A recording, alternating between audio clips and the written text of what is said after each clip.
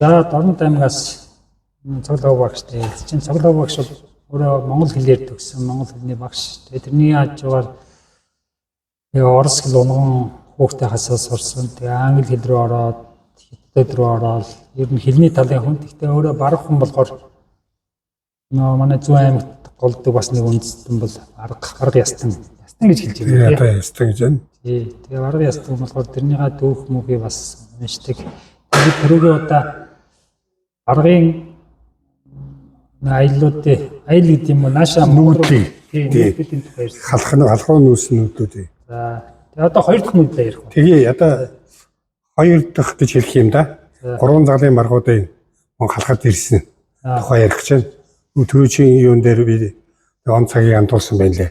1912 онд 12 оны 1 сард маргууд тэнд хойсол хийгээд Будын засгийн газар 11 оны авсаа сүүлчээр сар тогтнол олсон шүү дээ. Олон оргилсны онгоц 11 он байна. За. Тэгэн гот тэрнээс 14 хоногийн дараа маргаад хойсол гарсан байт. Тэгээд хятад манжамбаны хөөж явуулаад. За. Тэгээд хятадын үнэхээр дотоодын самуунтай сул болцсон байх. Хятад тус иргэний дантай байсан шүү дээ. Тийм. Тэгээд одоо амбанаа хөөж явуулаад. манжамнаа хөөж явуулаад өөртөө автоном тийм тусгаар хэрэгтэй болцоход. Тэгээд одоо бидний ингээд дангаараа барах байх бас учиргүйгээд Будын засгийн газар өргөх хүчийг явуулсан байт. За. Тэр өргөх хүчийг авчирсан хүний нэг амьсрал байхгүй. За. Манлайван амьсрал. За. 5 хүн болоо 7 хүн болоо ирсэн байдаг. 12 онд хувцастай байгууламжтай шууд нааш ирсэн. 10 тийм ердөө хувцасаа гаргаад тэгээд одоо бие даасан улс гэдгийг зарлцгаад тэгээд одоо Монгол улстай нэгдэнэ гэж.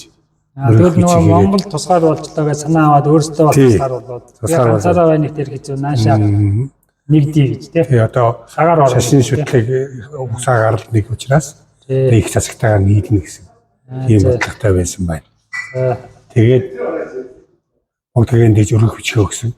97 хүний бүгдгийн бүр цал хоригмоо шагнасан байдаг. Шууд тийм. Мэдээж та бүгд зэрэгдэг өгчихсөн байдаг. Бүр тэр үтгийг хэл усаа гарлгүй сул иргэн төвтөл улсад туслах гүнгийн зэрэг өгсөн байдаг байхгүй. Тэгэхээр нэгэн их ач холбогдол өгж ирсэн байна нэгдэхэд. Гэхдээ би энэ зэрэг мэргийн хувьд мэдээж тэгэл байгаа нэг жижиг бас нэг жижиг юм гээд ирэх гоёлаа шүү дээ. Тэгээд энэ зэрэг мэргийн хувьд бас нэг сонин юу гинэ? Ямар гүн гинэ? Улсад туслах гүнгийн зэрэг гэж байна. Тэгэхээр барыг тэр чинь нэг хажууд нь за богч өөрөө ч бас боловсралтай мундаг хүн байх. Гэтэ мэдээж тэр зэрэг мэргийн өөрөө бодож олохгүй шүү дээ. Тэрэнд нэг тийм монгол хэлний зүйл шиг юм баг байгаа юм шүү. Одоо зэрэг болоод зэрэг болоод зүйл нэр өгч байгаа тийм. Байлгүй дээ. Тэр чинь гүн ван гэдэг байл бэлс гэдэг явахаар энэ захиргааны цогц. За. Нөгөө талд нь нөгөө хамба юу л лов юу. Тий, шашныхан байна. Тэгээ онцод гэхээр шашны цол. Тий. Ингээ явчихдаг. Тэгээ тэр нь бол их гоё тий. Төрийн цолыг өгөөд идэг. Бүгдгээ. Шашны цолч бас хэрэгтэй шүү дээ. Чи шашин төр хоёулыг үржсэн учраас. Тэгээ төрийн хар хүмүүс төрийн цолог өгөөд исэн байт юм аа. За нөгөө хэд маань тэгээд нөгөө хэд маань бүгд зэрэг дэвтэй болоод за тэгээд буцах нь булдаад буцаад үлдсэн байт. Бүр эндээ үлдсэн. Амны зэрэг гадаад амны дээдсээ болгоод шууд тэр дорно. Тий, тэр дорно. За. Тэгээд татаж авч шээ нэг юм төрлөө татаж шээ. Тийм. Тэгээд нэг хэсэг буцаад нэг хэсэг буцсан. За. Тэгээд тэрний дараахантай ерөөсө 12 он тэр чигээрээ 13 он гартал урдаасаа баргуудаашаа суусан байдаг. Энэ нь таны хэлээд хоёр дахь. Тий, одоо хоёр дахь. Тэр дотор ихний нүүдэлж байсан. За. Тэгээ 12 оны дунд сүүлчээр энэ бунхан санжааг төрөчийн ирээн дээр ирсэн би. Тэр авторвайны баргууд бөөнөрөө ирсэн байдаг. За. Тэгээд яг хоёр дахь нүүдлээ дахиад нэг цаг тодорхойлооч. Хоёр дахь нүүдэл нь бол Манлайвангийн одоо хошуу байгуулсан хүмүүс шүү дээ. Тий. Тэд нар чинь Манлайван хоёр дахь нүүдэл бол ерөнхийдөө Манлайваны хүмүүсээ авчирсан. Биш. Манлайван бол бүр 16 онд юу процесс очиж ах トゥ нараа өөрийнхөө сумыг авч ирсэн юм. Хоёр дахь нүүдлийг хэн толгойсон? Хоёр дахь нүүдлийг тэр яг бөөн ирээгүй тэгэж урд цуваад 200 300-аараа ирээд байсан. Тэгээ бүр бүтэн 6 сар цусан байдгийг байгуулгын зүгээрээс. Тэгэл хэдэн билээ тэр чинь 12 он. Тэр нөгөө нүхтэд ирээд энэ бан мөнгөн болоо тэгээ араасаа хүмүүсээ дуудсан гэсэн байг. Тэгэхэд энэ юу яасан? Пунцаг 10 бэл гэж барах хүн Манлайвантай анх ирсэн дээр дотор байсан. Тэр хүн энэ ч үлдээд бүгдээрээ сулхах байгаад Тэгээд энэ зүүн хойд хязгаар Оросын хилийн дагуу утга заагаад өгсөн байдаг. Онцгой 10 мailing хошоо гэж. Одоогийн бидний бодож байгаагаар бол энэ өвөр доктор биш үү? Аюулаас зүү тийшээ байна. Тийм ээ. Өвөр доктороос баруун тийшээ. Зүүн талд нь ямлах хүртэл. Ямлахаас баруун тийшээ өвөр доктор тэрнээс жаахан маранчаа. Шар усны став юм уу тэгээд.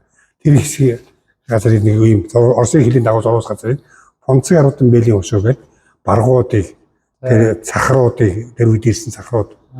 За шилийн гол ангиас ирсэн бас баргач гэлгүй нөгөө төл нь бас ирээл газраас нэрсэн ус биений бараад байсан. Тэгээд тэднэр чинь богдод өөртөө бөөн цонороо өргөх хүчгөөд одоо та Монголын төр зүтгийгээд Монгол улсын иргэн болгож өгөөч гэж байгаа. Тэгээ Понцгой 10 мailing ушуунд дахиад хүсэлтэй байна гэж хүсэл гаргаж ирсэн байна. Тэгээд нэг хэсэг тэгсэн. Харин тэр зогсоогүй Самбайсын хушуунд үрээнд зогсоогүй. Одоо энэ Цэцэн хаан аймаг тогтоогүй улсууд нь Баранчаа нөгөөд явсан тэр Авдар баяны баг. Тийм. Авдар хангаа ууланд зааж өгөөд богдын шив болгочихсон. Бид чинь богдод бас нэлээд хэмжээний мөнгө өгсөн байна. Тэ. 100 лам мөнгө бүгдрийг хараад юм бүү гэсэн гэж байгаа шүү дээ. Тэр явсан улсууд. Тэр явсан улсууд тавч тэр хэлжсэн. Авдар баяны баг болсон. Тэгээд тэрний дараа чинь одоо үлдсэн энэ Самбайсын Цэцэн хаан аймаг тогтсон улсууд нь Понцгой 10 мailing ушуу гээд Оросын хилээд авчихсан юм. За хоёр хувааччихсан. Хоёр хувааччихсан байсан. За тэгээд 16 онд Манлай өнөөний цэрэг хягтын нэрний дараагаар зүүнчээ яваад хушуу нутгаа авчрах гэсэн. За тэгээд хушууд ноён бид нэр нутаг оронгууд тийшээ яваад явах вэ гэж хэлсэн байгаа. Тэр чинь нөгөө улсын нөхцөл байдал өөрчлөгдчихсөн. Монгол улс бүрийн эрхээ алдчихсан. Хятадын автономт болж болчиход байлаа шүү дээ. Алдсан хэдэн он блэ? 16 он. 15 оны хягтын ирээгээр автономт болчихсон. Тэгээ Монголын улсын тусгай тогтол үгүй болсноос болоод энэ богдын засгийн гадаад ажиллаж байсан өвөрдөгч ноёдууд их олноороо бодсон шүү дээ. Хайсан мөнгө явчихсан, удай ван явчихсан. Тийм байна тий. Их олон сайн эдэнтэй чадaltaй ноёдууд явсан юм. Цэн дүүн явчихсан баргын. Гадаад амны болгож байсан. Тэгээд тэр явсан хүмүүс буцаад дахин ирээгүй юу? Ирээж ирээгүй. Тэгээ юу гэдэг Монгол тусгаар улс биш боллоо гэдэг яхаа зориг нь ухчихгүй. Гэхдээ 16 онд яваад 21 мөн гэхлээр улаантуудаас сайгаад ирээ. Тэгээ улаантуудаас сайгаад ирэхгүй шүү дээ тэр чинь улаан улсад болчихж байгаа юм чинь. Тэгээд Манлай өнөөний цэрэг 16 онд засгийн газар чөлөө аваад. Тэгээд зүүнчээ бараа руу яваад. Нүгэр бас явсан. Нөө хүмүүс явсан. Утга шуугаа авчирсан. Тэгэхэд хушууныхаа захирагч төхгүй очихгүй гэдэг. Тэгээ сумаа нүлж ирсэн байдаг. Тэр чинь 3 дахь нүд лөө. Тэр Манлай вангийн 2 дахь нүд байхгүй юу? Жинхэнэ Манлай вангийн хушуу байгуулад.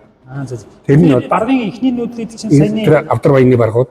Ирсэн хүмүүс маань 2 хуваа. Тийм Понцгой 10 мailing хушуугаа ирээ. 2 дахь нүд бол Манлай ван өөрсдийнхөө хүүхдүүд ах トゥ нарыг авчирсан. Тэгээ Манлай вангийн хушууд нэг дия гэсэн 4000 орчим хүн нөлөө өгсөн байдаг богдод. Тэгээд энийг 2 дахь нүд гэж хэлж байгаа. Манлай ванд хаан газар зааж. Манлай ван энэ юунаас одоо уйлгантын ухааваа гэж байгаа. Өвөр доктороос ямалхаас одоогийн ямар сум одоо Орон аймгийн чулуун ороод Ташбулуур сумын нутгийн заагийн юм удаа 40 тэр нөгөө төрөний нөхрийн хажууд юм шүү. Тийм Понцгой 10 мailing хушуунаас зүүн тийш нь. Тэгээд урагшаа энэ бүр саруулгүйний хушуу одоо энэ юу гэдэг вэ? Ачтангийн хушуу гэдэг хууч энэ Самбайсын үрээ Самбайсын үрээ хөвтөлтэй. Энэ ачтангийн хушуутай одоогийн 3 цагаан сумын нутгаар хил заргах тэр газрын хөвтөл зүүн тийш нэрэн цав урд. Одоо энэ жоохон зилүүд газар байсан юм. Нэг шил газар шүү дээ. Эзэнгүү хөнгүү газар байхгүй. Тэгээд тэр чинь бас хил хамгаалах зорилгоор тогтоолж шүү дээ. Тийм ээ. Тэгээд гэхдээ бас энэ сони юм нь болохоор тэр чинь уг нь бол дандаа хойд хил дээрээ тавьдаг тийм. Хойд хилээр хадагаас тавьсан. Тийм ээ. Тэгээд урагшин тавьж боддгоо тийм. Яг бас нэг юм байна. Тэгээд урагшин тавихаас нөгөөдүүд чинь цааш нааш чангаах юм байгаа шүү дээ. Тийм. Зогтоолж байгаа юм. Түүнээс гадна тэдний чинь буцааж хураасан юмнууд явдал биш хятаас. Тийм тийм. Аль болох хойш тий жаахан холдуулцаагаа хэрэг шүү дээ. Тэгээд хойд хилээр тийм Манлай вангийн хушууг зааж өгсөн. За тэгээд хоёр нүд маань тэр хоёр нүд ирээд тэр 90 гутаа харин Манлай ван тэр хушуундаа нутагтайг хушуугаа захираагүй. Манлай вангийн хушуу нэртэй болцсон дөөрөө зэрэг нэмдгээ өгөөр хүүдээ том хүүдээ. Тэгээд Манлай ван болцсон вангийн болцсонгийн хушуу гэдэг байсан. Анхны нэр. Өөрөө бол Манлай ван цолтой Улаанбаатарт гадаад бүх зэргийн жанжиг хийж хэлсэн. Ихэд гадаад явдлын гадаад дэцээд байгаад 13 онд өвөр Монголын чөлөөт тулдаанд 5 замын цэргийг ерөнхий жижигдаар яваад. За тэгээд дараагаар нь цэргийн яамны сайд бол Тэргийн яамд дээд сайд байсан. Тэгж жагаад нөгөө хягтын гэрээнд хятадтай хэлэлдээд тэгээд жаахан сүр жохлонгаа бууруулж ирээс үед төгшөө авч ирсэн байхгүй. Тэгвэл ямарсан буцаж яваад авчирсан юм тий. Тэгтээ Манлаван бодит засгийн газрын сайдын хуваар гаргад очсон байдгийн 16 онд. Тэгсэн чинь тэр хушуунд бас жаахан үмээ самуунтай. Тэгээд тэрийг дамжуулаад нутгийн хоёр залуу айлын өхөр мал хулгай хийсэн. Энтийн даваас нэтлсэн сургуулиуд. Тэгээд тэр хоёр хулгай чигээ барьж иргээд цаазалсан байдгийг. Олны юм Манлав. Тий. Тэгээд бодит засгийн газраас бас банк хүртсэн. Тэгээд хагасчдын цалингаар торгуулсан байдаг. Чи төрийн сайд байж одоо бас тийч хүндий цаазаар аваад чи тийч автаар. Ер нь гэхдээ Манлавангийн жахан тийм зориг шийдвэрийн хүн байсан гэж ярьдаг. Тэр хүрээндээс хатных нь охин бичсэн байдаг. Манай гэрт аавын уус сэлэм хуйтайгаа өлгөөдөөс гадна хадрын бодлоготой хүний зүрх байдаг байсан. Баярлалаа.